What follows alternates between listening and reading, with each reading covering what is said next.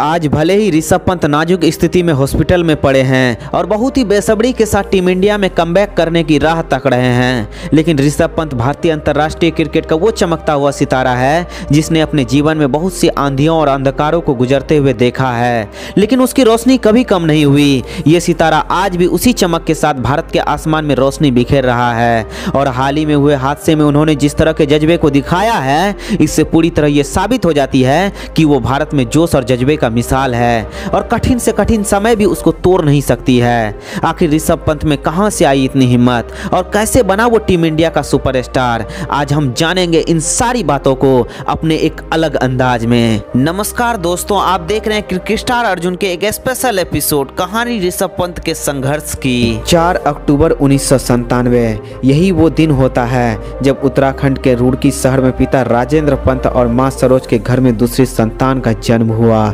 जिसका नाम ऋषभ रखा गया। जब ये 5 साल के हुए तब इसका दाखिला देहरादून के पब्लिक स्कूल में करा दिया गया। पंत के पिता भी यूनिवर्सिटी लेवल तक क्रिकेट खेल चुके थे, वो भी पंत के तरह ही शानदार खिलाड़ी थे, लेकिन उसको घर से सपोर्ट नहीं मिलने के कारण वो क्रिकेट को कैरियर नहीं बना पाए। लेकिन अब वो अपने बेटे में ही अपने आप को देखने लगे थे और ऋषभ पंत को भी क्रिकेट में काफी रुचि आने लगी थी। उसके पिता अब पंत के सपने को पूरा करने में लग जाते हैं, खुद वो पंत को रोज प्रैक्टिस कराने लगते हैं। इस बीच वो पंत की पढ़ाई भी रुकने नहीं देते हैं।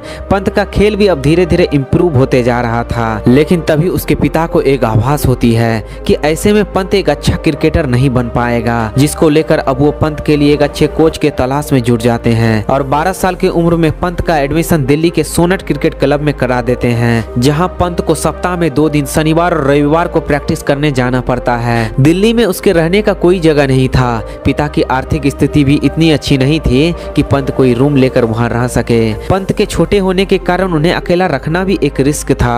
सिचुएशन ऐसी बनी कि मां को ही अब पंत के साथ रहना पड़ा। वह अब हर शनिवार और रविवार के सुबह पंत को मैदान में छोड़ जाती थी, शाम में उसको लेने भी आ जाती थी। उस समय को याद करते हुए एक इंटरव्यू में पंत कहते हैं कि प्रैक्टिस के बाद बचे हुए समय को वे लोग गुरुद्वारा में ही बिताते थे, वहीं लंगर में वे दोनों खा भी लेते थे। माँ को क्रिकेट में कोई दिलचस्पी नहीं थी, इसलिए वो मुझे मैदान में छोड़कर गुरुद्वारा में सेवा करने चली जाती थी।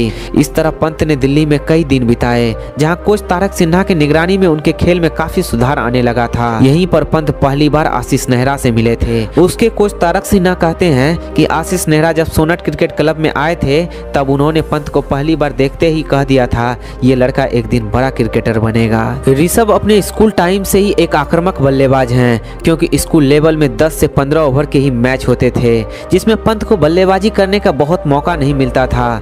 इसलिए उन्होंने तेज खेलने का शैली अपनाया और आगे चलकर यही शैली उसका हुनर बन गया। लेकिन वहाँ कंपटीशन अधिक था, जिसको लेकर कोच तारक सिन्हा ने उससे कहा कि तुम्हें खेल को सुधारने के लिए राजस्थान चले जाना चाहिए, वहाँ तुम्हें खेलने के अधिक मौके मिलेंगे और तुम खेल पर अधिक ध्यान दे पाओगे। पंत कोच के बातों को मानते हुए राजस्थान चले जाते हैं, वहाँ उसका प्रदर्शन भी अच्छा होता है, लेकिन वो दूसरे राज्य से आया हुआ खिलाड़ी था, जिसको लेकर उन्हें काफी भेदभाव का भी सामना करना पड़ता है। राजस्थान में पंत को खेलने के मौके काफी कम मिलते थे और जब ये सब बातें बढ़ने लगी तो वो अपना कैरियर बचाने के लिए एक बार फिर दिल्ली वापस लौट गए और अपनी सारी बात कोच तारक सिन्हा को बताई। तब कोच ने कहा अब तुम यहीं से अपना कैरियर बनाओगे। अब पंत दिल्ली के अंडर 19 टीम में हिस्सा लिया और असम के खिलाफ पहली पारी में 35 और दूसरी पारी में 150 रनों की ताबड़तोड़ पारी खेली और यही इनिंग्स उसके कैरियर का टर्निंग पॉइंट बना, क्योंकि अब यहाँ से लोग पंत को जानने लगे थे। अब आता है साल 2016 जब पंत को भारत के अंडर 19 टीम में शामिल किया जाता है। वहाँ उसको कोच राहुल द्रविड़ के अंदर खेलने का मौका मिलता है और वो यहाँ भी अपना जौहर दिखाते हुए अंडर 19 टीम में भारत की तरफ से खेलते हुए नेपाल के खिलाफ मात्र 18 गेंदों में ही शानदार अर्धशतक ठोक देते हैं, जो कि आज भी अंडर 19 लेवल पर किसी भी बल्लेबाज द्वारा सबसे तेज अर्धशतक है। और 22 अक्टूबर साल 2015 को पंत रणजी ट्रॉफी में डेब्यू करते हैं। उसके कुछ दिनों बाद ही वो विजय हजारे ट्रॉफी में भी डेब्यू कर जाते हैं। अपने दूसरे रणजी ट्रॉफी सीजन में ही वो दिल्ली की तरफ से खेलते हुए महाराष्ट्र के खिलाफ कुछ ऐसा कर जाते हैं जिसके बारे में किसी ने सोचा भी नहीं होता है, क्योंकि वो अपने एक ही पारी में 300 रन ठोकने वाले सबसे युवा बल्लेबाजों के लिस्ट में शामिल हो जाते हैं। और वो यही नहीं रुकते हैं, बल्कि उसी सीजन में झारखंड के खिलाफ मात्र 48 गेंदों में शतक ठोककर सबको चौंका देते हैं। यहाँ से अब सबकी नजर पंत की ओर ही जा रही थी, क्योंकि उसके शॉट्स को देखकर सभी मंत्रमुग्ध हो जाते थे। अब भी पंत की वो पारी को कोई भी नहीं भुला सकता है जब पंत ने अंडर 19 वर्ल्ड कप में शानदार शतक लगाकर भारत को सेमीफाइनल तक पहुंचाया था। यहाँ भले ही भारत अंडर 19 वर्ल्ड कप नहीं जीत पाई थी, लेकिन भारतीय क्रिकेट को एक हीरा जरूर मिल गया था।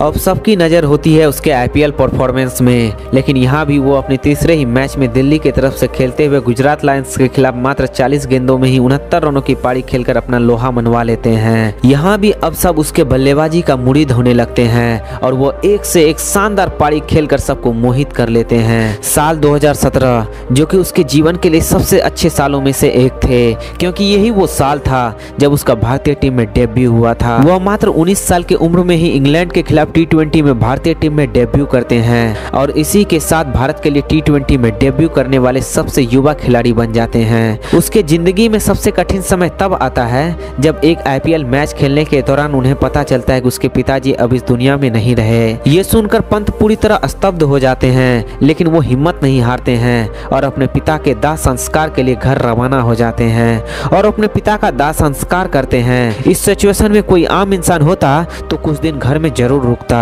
लेकिन वो नहीं रुके, बल्कि अगले ही मैच खेलने के लिए रवाना हो गए। उसका अगला मैच बेंगलोर के खिलाफ था, जिसमें उन्होंने अपने सारे गम को भुलाते हुए एक शानदार अर्धशतकीय पारी खेली। एक बार फिर से दुनिया को सचिन और विराट की कहानी दोहराती हुई दिख रही थी। पंत भी अब उस महान खिलाड़ी के बलिदानों के लिस्ट में शामिल हो चुके थे जिसने क्रिकेट के लिए सब कुछ त्यागा है। अब साल आता है 2018 जब पंत का टेस्ट टीम में भी डेब्यू हो जाता है और पंत अपने पहले ही टेस्ट मैच के पारी की शुरुआत शानदार छक्का लगाकर करता है और भारत की तरफ से वो ऐसा करने वाला पहला खिलाड़ी बन जाता है। वो अब यही नहीं रुके, बल्कि 11 सितंबर 2018 को अपना टेस्ट सेंचुरी भी लगा दिया और इस तरह से वो भारत के पहले विकेट कीपर बल्लेबाज बने जिन्होंने इंग्लैंड के खिलाफ इंग्लैंड में ही टेस्ट शतक जड़ा हो। अब यहाँ से पहली बार सबको यह एहसास होने लगा था कि एक पंत ही है जो MS धोनी की कमी को पूरा कर सकता है और अब उसका वनडे में भी डेब्यू हो जाता है। अब यहाँ से वो अपने परफॉर्मेंस से पूरी दुनिया को अपनी तरफ आकर्षित करना शुरू कर देते हैं, जिसमें वो ऑस्ट्रेलिया के खिलाफ एक ही टेस्ट मैच में 11 कैच पकड़ने का अजीबोगरीब कारनामा कर देते हैं। अब पंत के लिए सब कुछ अच्छा हो रहा था, लेकिन धोनी के संन्यास लेने के बाद अचानक उसे क्रिटिसिज्म का सामना करना पड़ा, क्योंकि अचानक उसके परफॉर्मेंस में गिरावट आ गई थी। अब इससे जब भी कोई गलती होती थी तो तुरंत ही सोशल मीडिया में धोनी और पंत के कंपैरिजन की पोस्ट वायरल होने लगती थी, जिसका परिणाम ये हुआ कि उसके IPL के परफॉर्मेंस में भी गिरावट आ गई। उसके कैरियर में पहली बार ऐसा हुआ जब उसको भारतीय टीम के परमानेंट खिलाड़ी के रूप में नहीं देखा जाने लगा और वो लगातार टीम से अंदर बाहर होने लगे। धोनी के रिप्लेसमेंट की आकांक्षाओं ने अब तक उसको पूरी तरह अंदर से तोड़ दिया था, लेकिन फिर भी उन्होंने हार नहीं मानी, बल्कि डटे रहे। और फिर उसके जिंदगी में आया ऑस्ट्रेलिया टूर, जो उसके जिंदगी को पूरी तरह बदल कर रख दिया, क्योंकि यही वो टूर था जब पंत ने ऑस्ट्रेलिया के घर में घुसकर ऑस्ट्रेलिया को चैलेंज किया था, जहां पंत एक असंभव से लक्ष्य को भी अपने 89 रनों के ताबड़तोड़ पारी के दम पर प्राप्त करके ऑस्ट्रेलिया के मुंह से मैच छीन लिया था। उसके बाद पंत ने फिर कभी पीछे मुड़कर नहीं देखा। वैसे दोस्तों, कमेंट बॉक्स में ऋषभ पंत के जल्द से जल्द ठीक होने की कामना जरूर करें और आपको यदि ऐसे ही डॉक्यूमेंट्री वीडियो चाहिए तो चैनल को सब्सक्राइब करके बेल आइकन ऑन कर दे, ताकि आपके इस छोटे से सपोर्ट से हमें मोटिवेशन मिल सके और हम आपके लिए अच्छे से अच्छे वीडियो ला सके। तब तक आप यूं ही हंसते रहिए और खिलखिलाते रहिए। मिलते हैं नेक्स्ट वीडियो में। एक बार फिर ऋषभ पंत के जल्द से जल्द ठीक होने की कामना जरूर करें।